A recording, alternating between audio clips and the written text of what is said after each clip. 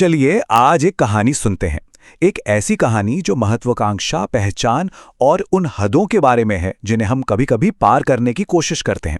ये कहानी है एक ऐसी लोमड़ी की जिसने कुछ ऐसा बनने का सपना देखा जो वो थी ही नहीं।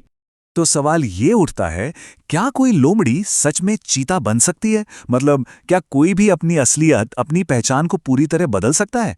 चलिए इस लोमड़ी के सफर पर चलते हैं और देखते हैं कि उसे इस सवाल का जवाब मिला या नहीं। तो कहानी शुरू होती है एक जंगल से, जहां एक लोमड़ी रहती थी। अब देखिए, जंगल में तो हर जानवर को जिंदा रहने के लिए स्ट्रगल करना ही पड़ता है, लेकिन इस लोमड़ी की एक बहुत ही खास, एक बड़ी परेशानी थी।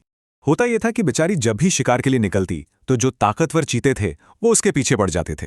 अब नतीजा, उसे अपनी मेहनत की कमाई यानी अपना शिकार वहीं छोड़कर अपनी जान बचाने के लिए भागना पड़ता था। सोचिए, ये उसकी रोज की जिंदगी का एक कड़वा सच बन गया था। अब रोज रोज की इस भागदौड़ से वो तंग आ चुकी थी और इसी तंगी में उसके दिमाग में एक बहुत ही, कह सकते हैं, खतरनाक आइडिया आया। उसने सोचा, अगर उन्हें हरा नहीं सकती तो क्यों ना उन्हीं में से एक बन जाऊं। और बस इसी एक सोच ने उसकी पूरी दुनिया को बदलने की शुरुआत कर दी। तो सवाल वही, एक लोमड़ी चीता बनेगी कैसे? यहीं से शुरू होती है उसकी चालाक, लेकिन सच कहूं तो बहुत ही बेरहम प्लानिंग। उसने ठान लिया था कि वो अपनी पहचान बदल कर रहेगी, चाहे इसके लिए उसे कोई भी कीमत क्यों न चुकानी पड़े। तो उसका प्लान 3 हिस्सों में बटा हुआ था। सबसे पहले एक नकली पूंछ जो बिल्कुल चीते जैसी दिखे। दूसरा, अपने चेहरे को बदलना ताकि वो शिकारियों जैसी लगे। और आखिर में तीसरा कदम, अपने पूरे शरीर पर चीते जैसी धारियां पेंट करवाना। लेकिन ये सब वो अकेले कैसे करती? यही कहानी एक डार्क मोड़ लेती है। उसने एक बढ़ई, एक डॉक्टर और एक पेंटर को धमकाया। धमकी क्या थी? मेरा काम करो वरना मैं तुम्हारे बच्चों को उठा ले जाऊंगी। सोचिए, अपनी चाहत पूरी करने के लिए वो किस हद तक गिर गई थी। और हैरानी की बात यह है कि उसका प्लान काम कर गया। वो चीतों के झुंड में शामिल हो गई और वो तो इस नए एकदम पावरफुल दिखने वाले सदस्य से बड़े इंप्रेस हुए। किसी को जरा सा भी शक नहीं हुआ। तो कुछ वक्त के लिए तो ऐसा लगा कि उसकी योजना पूरी तरह कामयाब हो गई है। अब वो डरी सहमी शिकार नहीं थी, बल्कि शिकारियों के बीच उन्हीं में से एक थी और वो अपनी इस झूठी जीत का पूरा मजा ले रही थी। लेकिन जैसा कि अक्सर होता है, सच ज्यादा दिन तक छुपता नहीं है ना? उसकी इतनी मेहनत से बनाई गई ये झूठी पहचान अब धीरे धीरे बिखरने लगी थी। अब देखिए हुआ क्या। एक दिन जब सब शिकार पर निकले तो वो चीतों जितनी तेज भागी नहीं पाई। बस यहीं से चीतों को थोड़ा शक होने लगा और फिर अगले दिन कुदरत ने अपना खेल दिखाया।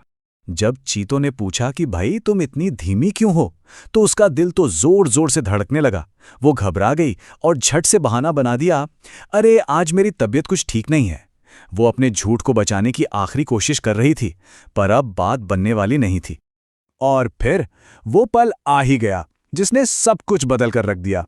जोर की बारिश शुरू हो गई और उस बारिश ने उसके धोखे की पूरी परत को धो डाला। जैसे जैसे रंग बहता गया, उसकी असली लोमड़ी वाली खाल सबके सामने आ गई। बस खेल खत्म। अब जैसे ही चीतों को पता चला कि उनके साथ धोखा हुआ है, वो गुस्से से आग बबूला हो गए और उसके पीछे भागे। और इसी भगदड़ में उसकी वो नकली लकड़ी की पूंछ भी टूटकर गिर गई। अब उसका पूरा का पूरा भेष उतर चुका था। वो किसी तरह अपनी जान बचाकर तो भाग गई, पर कहानी यहां खत्म नहीं हुई।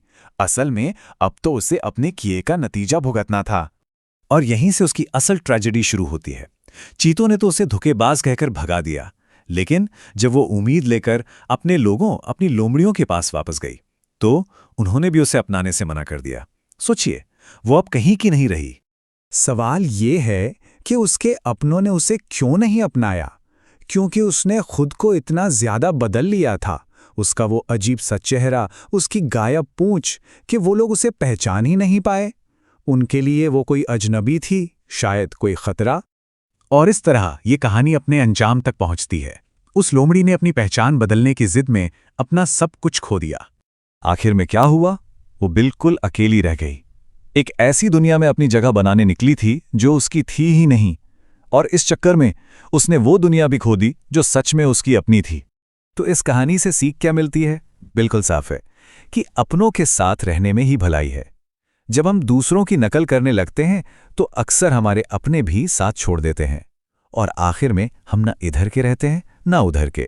और ये कहानी हमें एक बड़े सवाल के साथ छोड़ जाती है। देखिए, दूसरों से प्रेरणा लेना, कुछ अच्छा सीखना, ये तो अच्छी बात है, लेकिन वो लाइन कहाँ है, वो हद कहाँ है? हम अपनी असल पहचान खोए बिना खुद को कितना बदल सकते हैं? ये एक ऐसा सवाल है जिस पर सोचना बहुत जरूरी है।